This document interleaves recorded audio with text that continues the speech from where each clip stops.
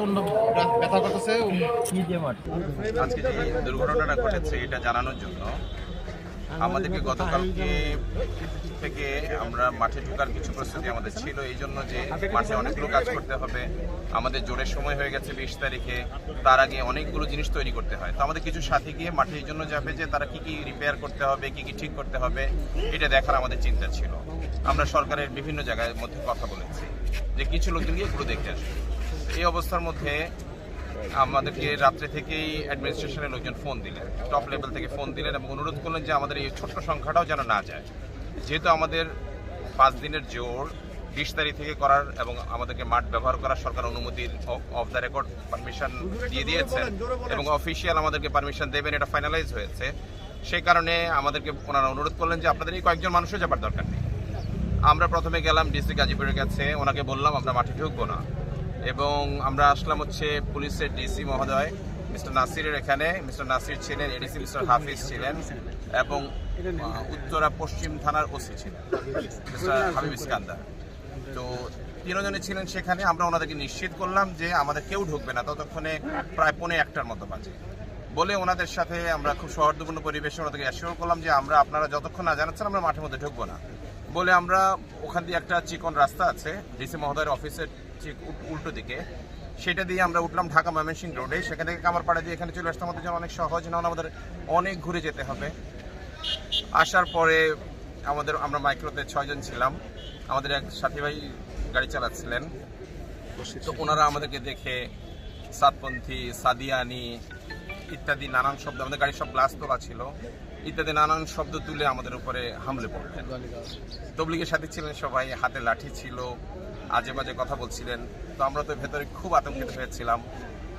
খুব অবাক হয়ে দেখলাম যে 60-65 বছর বয়সের এমন লোকজনও ভীষণ রকমভাবে পুরো হামলে পড়লেন আমাদের গাড়ির উপরে। আমি কিন্তু এক্স্যাক্টলি যা ঘটেছে, যেহেতু আমি গাড়ির ভেতরে ছিলাম, আমি প্রতিটা শব্দ সঠিক বলার চেষ্টা করছি। তো ওনারা একদম হামলে পড়লেন আমাদের উপরে, লাঠি দিয়ে বাড়ি দিতে থাকলেন, ঢিল মারতে থাকলেন, আজে বাজে গালি দিতে থাকলেন, ভেতরে কে কে আছে খুব দেখার চেষ্টা করলেন। তারপর ওনারা বাড়ি দিতে শুরু করলেন। ইতিমধ্যে আমরা পুলিশকে ইনফর্ম করলাম, র্যাবকে ইনফর্ম করলাম। আসতে তো সময় লাগে, কিন্তু আপনাদের মাধ্যমে আন্তরিক কৃতজ্ঞতা জানাই পুলিশ প্রশাসনের প্রতি, যে আমার মনে হলো যে ডিসি মহোদয় আর এডিসি মহোদয় যে জায়গাটাতে আমরা রেখে আসলাম ওনাকে, ওনার অফিসে, সেখান থেকে এখানে আসতে কমপক্ষে 10 মিনিট লাগা উচিত, কিন্তু 3-4 মিনিটের মধ্যে মনে হলো যে তারা উড়ে আসলেন আমাদের ফোন কল পেয়ে। ওসি নিজে দাঁড়িয়েছিলেন, ডিসি মহোদয় নিজে দাঁড়িয়েছিলেন, মিস্টার নাসির, মিস্টার হাফিজ, এডিসি দাঁড়িয়েছিলেন। তারা 3 জন আমাদেরকে সেভ করার চেষ্টা করলেন, কিন্তু আমাদের মৌলভী সাহেবরা ওনাদের কথা শুনতেই চাইলেন না, পাত্তা দিলেন না। মিস্টার নাসির ডান হাতে খুব ব্যথা পেয়েছেন তিনি। আমাদের গাড়ি তারা আটকে বাড়ি দিতে থাকলো, উত্তেজিত হতে থাকলো, এক পর্যায়ে গ্লাস ভেঙে ফেললো। পেছনে গ্লাস ভেঙে আমার ডান পাশে দাঁড়ানো ভাই আতাউর রহমান, ওনার কান থেকে একটু আগে কটন বাড দিয়ে রক্ত বের করলাম, কাঁচ বের করলাম।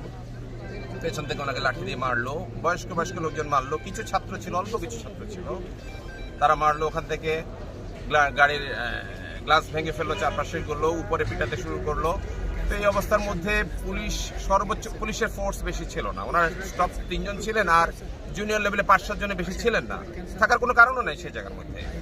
তো তারপর ওনারা আমাদেরকে প্রায় জোর করে গাড়ি টার্ন করাতে যাবেন, এই অবস্থার মধ্যে তারা বিরাট ইট নিয়ে ড্রাইভারের পাশের সিট বাড়ি দিয়ে ভেঙে আমাদের ড্রাইভার বশির ভাই, ড্রাইভার তো না আমাদের স্টাবলিকের সাথে, ওনার নিজের গাড়ি, বশির ভাই গাড়ির মালিক, উনি ওনার গাড়িটা পুরো ভেঙে ফেললো, ডান দিকে গ্লাসটা ভেঙে ফেললো, ওনার মাথাটা থেতলে দিয়েছে। উনি এখন এই অপারেশন থিয়েটারে ছিলেন, মাত্র হয়তো অপারেশন এতক্ষণে শেষ হয়েছে। ওনার কান ফেটে গেল, রক্তের সয়লাভ হয়ে গেল। আমরা যান বাঁচানোর জন্য খুব স্পিডে উনি গাড়ি চালালেন। আমরা তখন ফ্লাইওভারটার মধ্যে উঠলাম, কিছু দূর উঠে উনি পড়ে যাচ্ছিলেন। সৌভাগ্যক্রমে আমি গাড়ি ড্রাইভ করতে জানি, সেখানে আবার পেছনে আতঙ্কের সাথে তাকাচ্ছি ওরা ছুটে আসছে কিনা। তো উনি নামলেন, আমি গাড়ি ড্রাইভ করে তারপর এখানে এসেছি, ওনাকে হাসপাতালে নিয়ে গেছি। আমাদের বলার কথা হচ্ছে অতর্কিত হামলার রিজনটা কি, আসলে রিজনটা কি চাচ্ছেন এখন? আমরা চাই তো আমাদের তবলিগের মুসলমান ভাইরা শুধরে যায়, এটা মুসলমানের কাজ না, এটা তবলিগের কাজ না, এটা হচ্ছে 1 নম্বর কথা। আমরা চাই যে তারা তাদের মতো তাদের এসব আচরণ বদলে ফেলো, মানুষকে রাস্তার মধ্যে আমি যদি সঠিক বাংলায় বলতে চাই, হায়নার মতো ঝাঁপিয়ে পড়া আমাদের উপরে, কোনো রকম অপরাধ ছাড়া, কোনো রকম উস্কানি ছাড়া। আমরা যদি মাঠে উকি ঝুঁকি মারতাম, মাঠের গেইটে যেতাম, বা তাদেরকে কোনো রকম ডিস্টার্বের চেষ্টা করতাম, তাহলেও না হয় এটা মানার একটা চেষ্টা করা যেত। কিন্তু কোনো রকম উস্কানি ছাড়াই আচরণ একদমই অবশ্য। আপনি তো ছিলেনই তখন রুমের মধ্যে, আমরা তো মজা করে ওখান থেকে বেরিয়ে আসলাম। আমরা জোর করবো, আমরা 5 দিনের জোর করবো। আমাদের আমরা 5 দিনে জোর করবো ইনশাআল্লাহ। 20 তারিখ থেকে 24 তারিখ আমাদের তারিখ আছে। আমরা 5 দিনে জোর করবো। সরকার যেরকম করে আমাদেরকে বলেছেন যে আমরা সেটার জন্য অপেক্ষা করছি। আমরা পুরো দেশের সব সাথীরা এখন সরকারের দিকে তাকিয়ে আছি। এই ঘটনার পরে সরকার কি করে আমরা দেখতে চাই।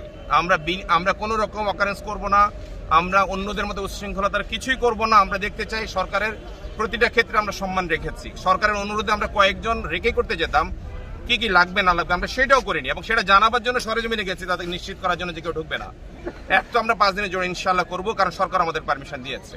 2 নম্বর, এটার ব্যাপারে আমাদের যে সাথী আহত হয়েছেন ভয়াবহ রকম ভাবে, তার অবস্থা তো অ্যাকচুয়ালি আমি এখনো জানি না। অপারেশন থিয়েটারে ঢুকে নিয়ে গেছে ইমার্জেন্সি, ওই ব্যাপারে আইনানুগ ব্যবস্থা গ্রহণ করা হবে।